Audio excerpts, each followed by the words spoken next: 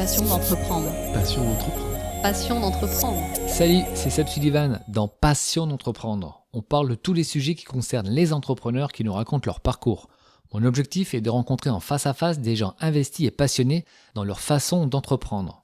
Dans ce 24e épisode, on échange avec Asna, artisan chocolatière bordelaise qui a entrepris dans l'univers du chocolat d'exception. C'est une véritable passionnée, elle a remporté de nombreux prix. On parle avec elle de son parcours et de sa vision d'entreprendre. On finira comme d'habitude l'émission avec la citation du soir. Bonne écoute. Salut les auditeurs, aujourd'hui je me trouve du côté de Canéjan. Je me trouve avec Asna qui va nous parler de son parcours. Bonjour Asna.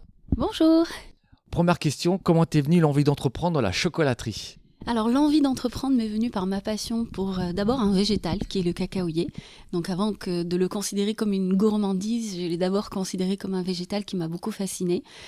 J'avais pas eu tout de suite l'envie d'entreprendre, je voulais mettre la main à la pâte, travailler le chocolat, mais comme je n'ai pas trouvé de débouché en tant que salariée, je me suis lancée dans ma propre aventure, on peut dire ça comme ça. Justement, donc ça a débuté en 2012. Cette idée de reconversion, de partir dans le chocolat, comment c'est venu ? Il y a eu un déclic, il y a un jour précis ou c'est vraiment quelque chose que tu as mûri pendant un long moment ? Je vais dire que c'est un peu des deux. D'abord, j'ai longtemps réfléchi au sens de ma vie dans mon travail, ce que je voulais ressentir en travaillant. À chaque fois, ça finissait avec le même constat. Au bout d'un an, je m'ennuyais, je savais plus ce que je faisais là. J'ai essayé plein de jobs, mais après, je ne voulais plus rester que dans ce qui est alimentaire. Je voulais avoir un sens dans ce que je faisais. Et le déclic est venu vraiment quand j'ai eu ma première fille. Et là, je me suis dit, quel est l'exemple que j'ai envie de lui donner ? Est-ce que j'ai envie qu'elle voie une maman pas épanouie ? J'avais envie aussi qu'elle me voie épanouie à travers le travail. Et ma maman me disait toujours, il faut être autonome, il faut être indépendante. Ça, c'était les valeurs qu'elle m'a transmises. Et moi, en plus d'autonome et indépendante, j'avais envie de dire aussi à ma fille, il faut être épanouie. Et donc, le processus de dire, allez, je me lance dans la chocolaterie, ça s'est passé comment ? Ça s'est passé en décortiquant presque tous les métiers que je voulais faire. Je ne voulais plus me tromper, tellement j'ai fait plein d'autres jobs. Je me suis dit, allez, à la veille de mes 30 ans, il faut vraiment se poser. Et donc, j'ai vraiment pris une feuille où j'ai tiré un trait au milieu et je me suis vraiment posé la question, ce que je voulais faire et ce que je voulais surtout pas faire. Et c'est ce volet-là de ce que je ne voulais surtout pas faire qui m'a aidée. En gros, quand on a du mal à prendre une décision, il vaut mieux mettre les choses sur un papier et noter ce qui nous gêne. Parce que des fois, ce qui nous plaît ne sort pas forcément comme ça, ne saute pas aux yeux. Mais ce qui nous gêne, c'est ce qui va nous pourrir la vie réellement. Donc, j'avais pas envie de me pourrir la vie avec des choses qui m'ont un peu encombrée durant mes 30 premières années, on va dire ça comme ça. Et en fin de compte, j'ai décidé d'aller droit au but et de me dire, voilà, je ne veux pas travailler dans une entreprise où il y a un service après-vente à gérer. Donc, je veux transmettre de la joie et la bonne humeur à travers le produit que je vais faire. J'adore le végétal. Et en fait, tout ça, ça a fait comme une sorte d'entonnoir. Et à la fin, la conclusion, c'était le chocolat. Miracle. Et en fin de compte, j'ai cherché des formations pour pouvoir me lancer, mais correctement, parce qu'il y avait d'autres options. Il y avait l'option de travailler en tant que vendeuse en chocolaterie, mais moi, je voulais vraiment transformer une matière. Et donc, par là, reconversion, coup de bol, j'ai trouvé une place à l'INBP à Rouen. Et en fin de compte, j'ai fait une formation courant fin 2012, voilà. Si je dis pas de bêtises. Non, 2013, je commence à m'en mêler les pinceaux. Donc, en 2013, pour une ouverture en 2014. Et en fin de compte, toi, tu avais toujours ce concept de dire je vais produire mes chocolats, je vais lancer mon affaire et je ne veux pas travailler pour d'autres personnes. C'est vraiment quelque chose que moi, je veux faire. Je veux créer une entité. Non, d'abord, c'était je veux travailler le chocolat. C'était vraiment l'idée de base. Mais ouvrir l'entreprise, c'est venu après. C'est venu parce que, un peu, j'y étais obligée, mais c'est ma passion qui m'a conduit à entreprendre. Vraiment, c'est parce que je ne voulais pas perdre la main, c'est parce que je voulais faire quelque chose. Et puis surtout, j'ai remarqué que j'avais une idée un peu différente de ce qu'il y avait sur le marché, sur l'idée du chocolat.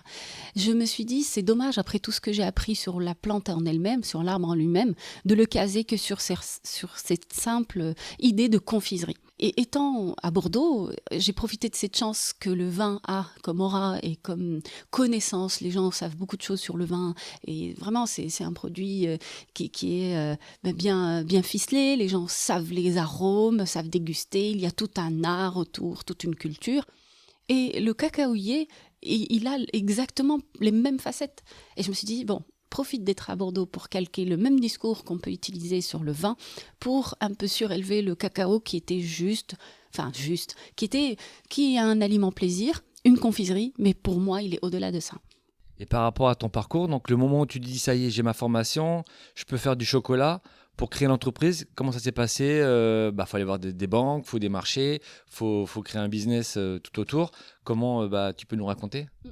D'abord, l'idée de base, après la formation, c'est de me dire d'abord, il faut tout comprendre.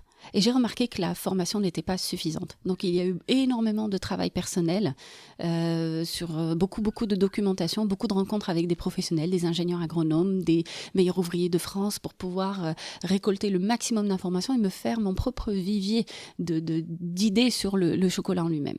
Effectivement, il y avait le côté technique. Aller voir les banques, là, c'était pas la partie la plus facile, effectivement, parce que sur le papier, qu'est-ce que je vais aller dire à une banque? J'ai 30 ans, je n'ai pas d'expérience en chocolaterie. Hop, mais je vais ouvrir une entreprise autour de la chocolaterie, et puis pas n'importe laquelle. À Bordeaux, là où il y a quand même des chocolatiers basés depuis très longtemps avec leur clientèle, qu'est-ce que je vais proposer de plus? Et c'était là l'enjeu, c'est là où, encore une fois, la passion m'a beaucoup servi, c'est d'expliquer à ces banquiers que il y a plusieurs façons de voir le chocolat et que l'interprétation que j'allais y faire se rapprochait un petit peu du vin. Et c'est là où, effectivement, ça a marché, même au niveau de ma clientèle, ils ont compris un peu cette différenciation. Donc ça m'a beaucoup aidé. Mais par contre, plus clairement, dans mon processus de recherche de financement, j'ai un peu multiplié les canaux. Donc je suis partie voir le CSDL, donc la Caisse sociale de développement local, pour m'aider pour avoir un petit apport. La Banque Populaire, qui m'a aidé aussi pour le financement initial.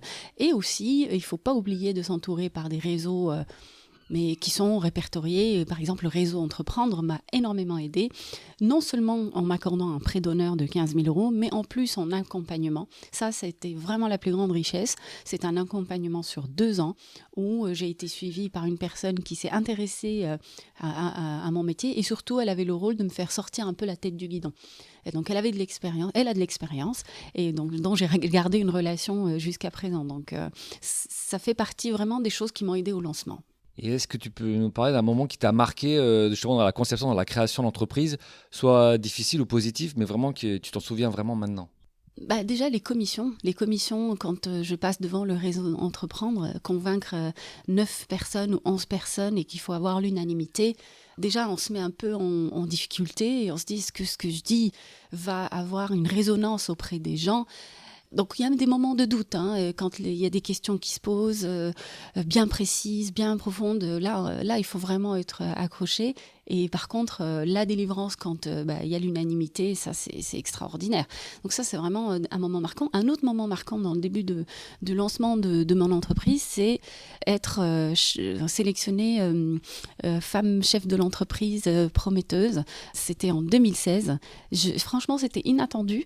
Je pense qu'il y a plein de choses qui ont été inattendues. On a été sélectionnés personnellement, j'ai été sélectionnée parmi les personnes les plus influentes en Aquitaine.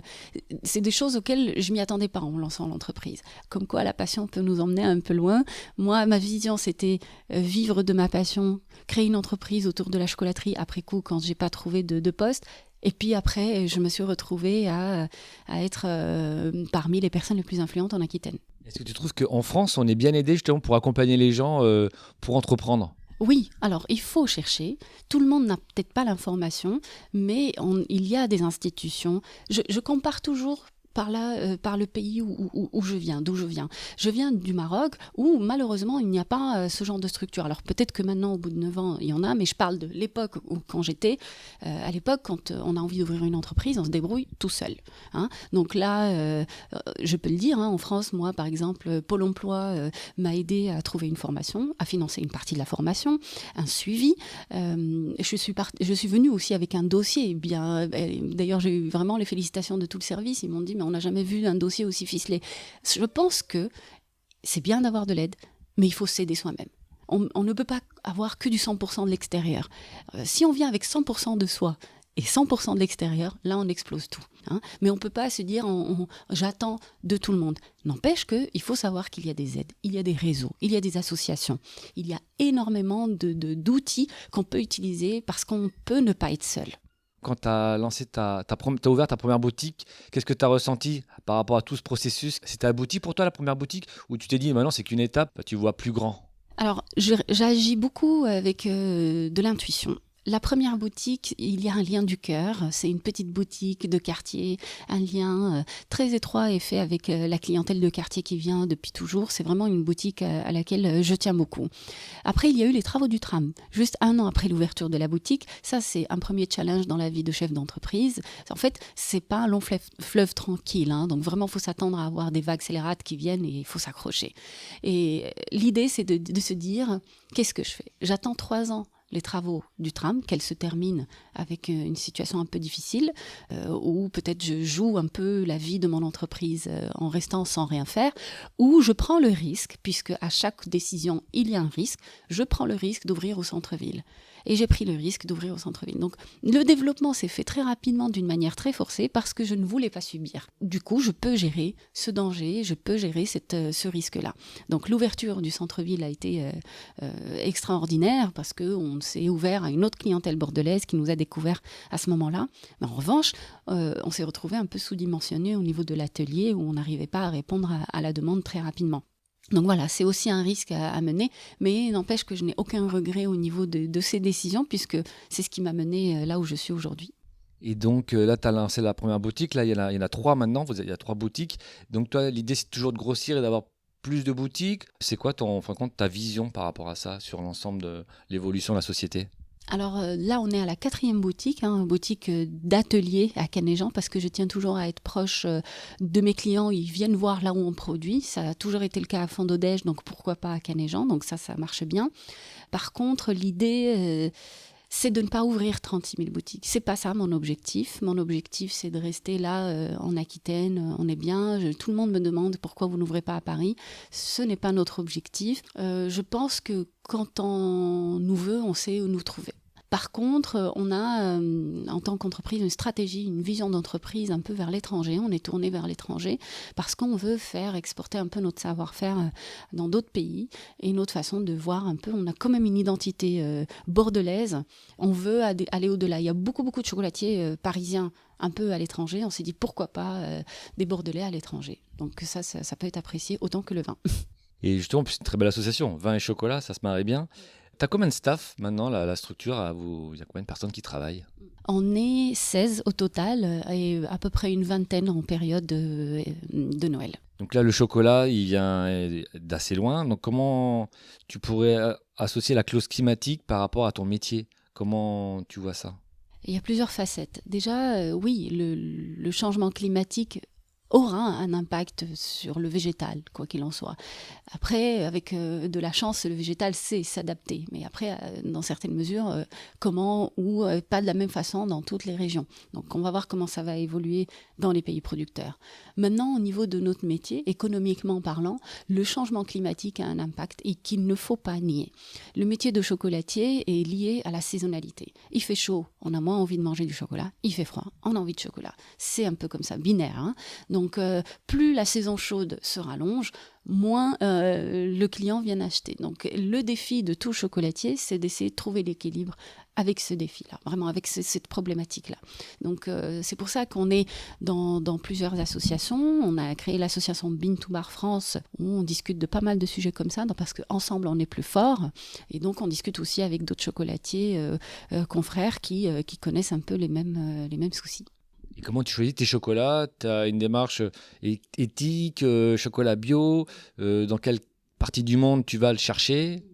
Alors déjà, premièrement, je tiens toujours à préciser que je ne vais pas le chercher moi-même, puisque c'est un métier. Ce métier, on appelle ça un sourceur. Et personnellement, je n'ai pas les compétences, ni les capacités de le faire, ni le temps.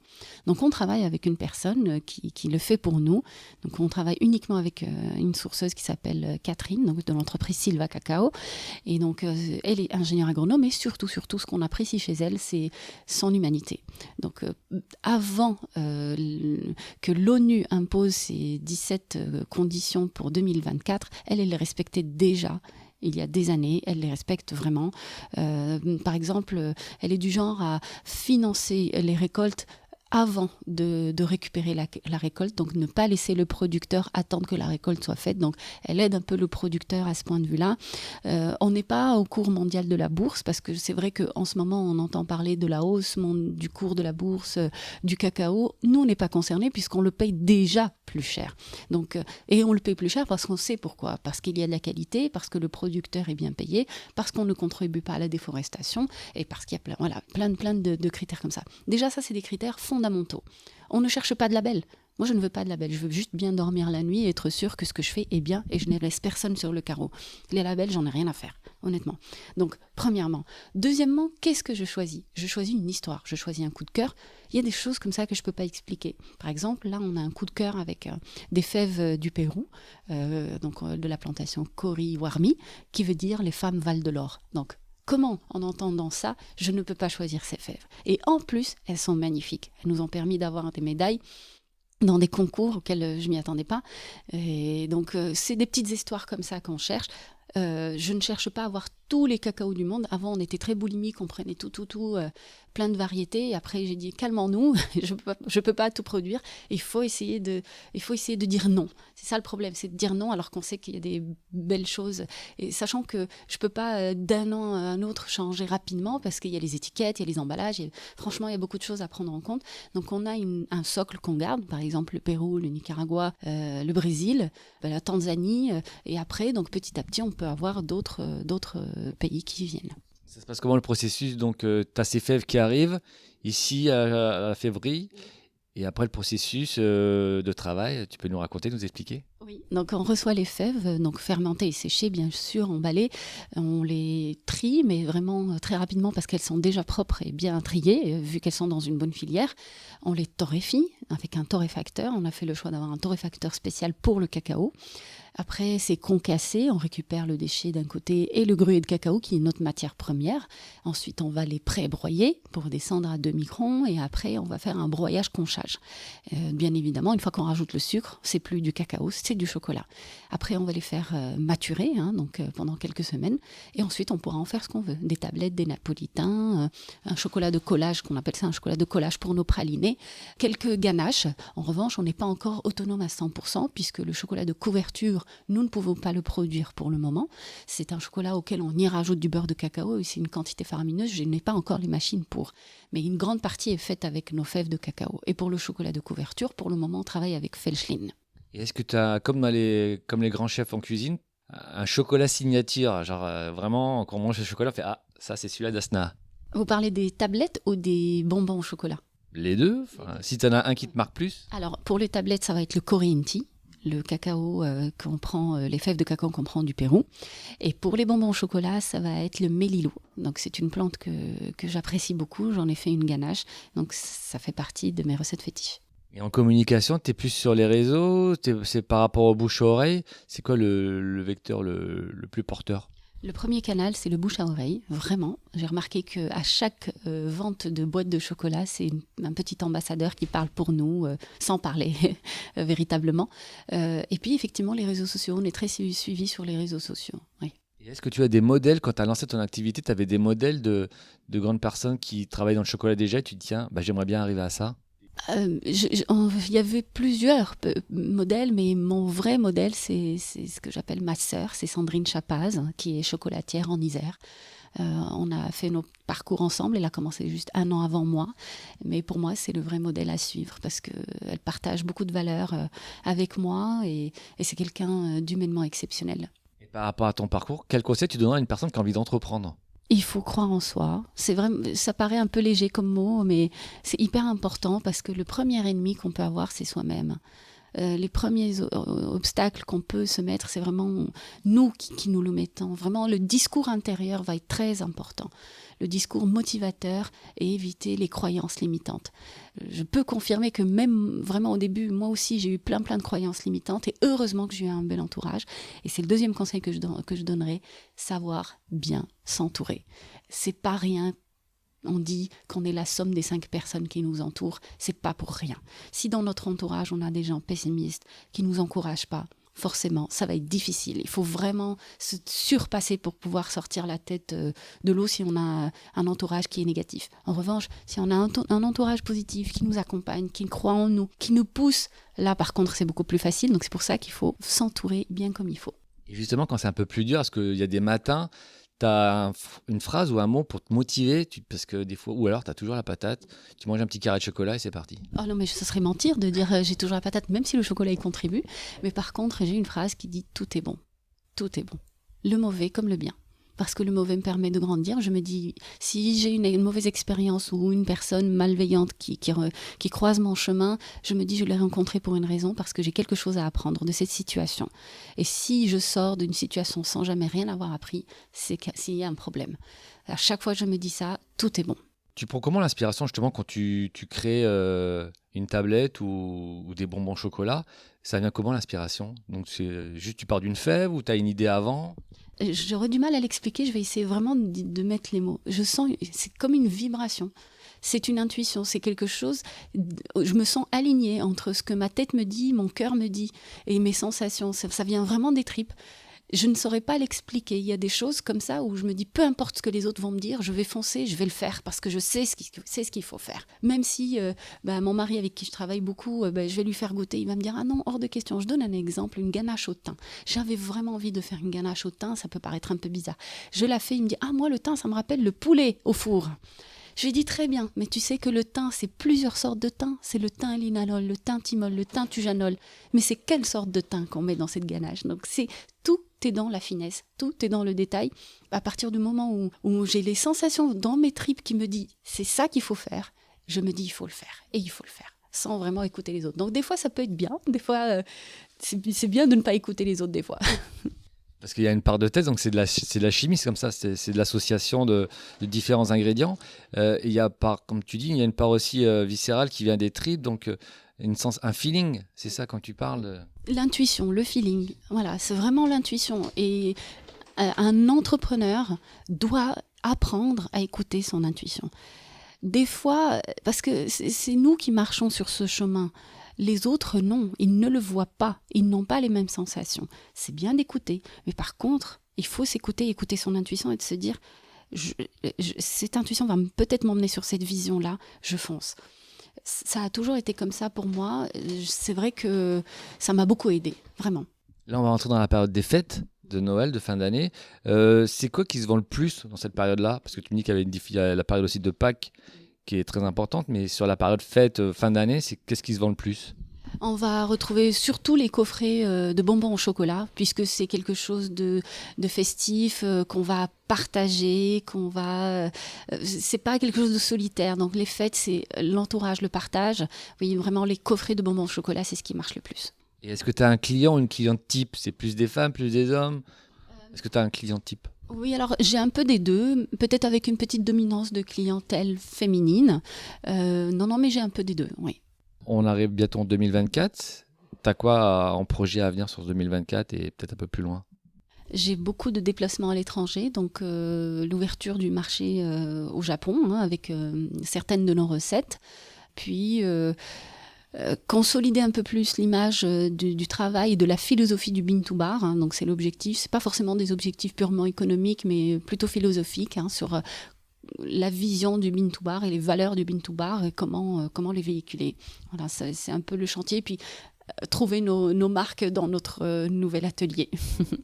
Tu es une femme entrepreneuse, tu fais beaucoup d'activités. Et la vie privée, comment ça se passe d'associer les deux? Tu arrives à jongler ou c'est compliqué? Alors, je suis très en paix avec ça, tout simplement parce que la première année, j'ai un peu culpabilisé puisque c'était aussi l'année de la naissance de ma deuxième fille. Donc, j'ai mené les deux, ça a été difficile pour une jeune maman. Maintenant, je suis très en paix avec ça parce que j'ai une relation formidable avec mes filles. Mes filles, elles comprennent ce que c'est la vie de chef d'entreprise et elles sont fières de ce que je fais. Elles l'ont vu parce qu'elles ont partagé ce moment avec moi au Salon du Chocolat là récemment. Elles ont encore plus pris conscience de ce que c'est la valeur travail et l'effort. Et c'est le message que je voulais leur transmettre. Donc, c'est pas dans la quantité, mais c'est vraiment dans la qualité qu'on passe des moments extraordinaires en famille. Et ça, vraiment, je suis très, très bien avec cette idée. C'est pas parce que je travaille beaucoup que c'est moins qualitatif à la maison. Au contraire, ça leur apprend aussi l'autonomie, à savoir, elles se gèrent pas mal. Par exemple, là, avec les trajets que je dois faire en plus, qui n'étaient pas prévus avant, des fois, j'arrive un peu plus tard. Elles ont fait leurs devoirs en attendant que j'arrive. Donc, c'est vraiment extraordinaire. Chef d'entreprise, c'est plusieurs casquettes. Donc toi, t'es parti de la passion de faire du chocolat, mais c'est pas que ça. Maintenant, il y a une partie business, il y a une partie aussi communication. Tout te plaît ou tu délègues? Comment ça se passe? Alors, je ne m'occupe pas de tout, heureusement, parce que je suis pas douée en ça. Hein. La communication, c'est Margot qui s'en occupe avec mon mari. Tout ce qui est packaging, c'est aussi mon mari. Moi, je m'occupe de la production et aussi de la stratégie de l'entreprise avec mon mari. Mais non, heureusement, c'est là où je dis il faut savoir bien s'entourer. Voilà. On n'est pas un couteau suisse. Oui, il faut l'être un peu des fois, mais surtout l'intelligence d'un chef d'entreprise, quand il a la possibilité, c'est vraiment de savoir bien s'entourer. Et tu es du genre à déléguer, à faire confiance, ou tu aimes bien quand même toujours avoir un petit œil sur tout ce qui sort de la base de la production jusqu'à la sortie à la vente du client? Je trouve que c'est très important de savoir faire confiance. Je fais confiance, je suis du genre à faire confiance. Parce que sans ça, comment faire valoriser l'humain dans l'entreprise si à chaque fois on est en train de... Voilà. Mais bien évidemment, mon beau-père me dit toujours la confiance n'exclut pas le contrôle. Moi, je me dis la confiance, je la donne d'emblée. Je reste là, loin, à regarder. Vraiment être là sans être là, donc sans forcément étouffer les gens. Mais par contre, je donne ma confiance parce que déjà les gens qui sont avec moi la méritent. Merci beaucoup, Asna. De rien, merci beaucoup pour cet entretien. La citation du soir est de François de La Rochefoucauld. Aimez le chocolat à fond, sans complexe ni fausse honte, car rappelez-vous, sans un grain de folie, il n'est point d'homme raisonnable. Je vous remercie pour votre écoute. N'hésitez pas à vous abonner, à laisser des commentaires sur Spotify, Audioblog et Google Podcast. On se retrouve également sur la page Facebook et Instagram de Passion d'entreprendre. Soyez forts et déterminés dans tous vos projets. À bientôt pour un nouvel épisode de votre podcast. Passion d'entreprendre. Passion d'entreprendre. Passion d'entreprendre.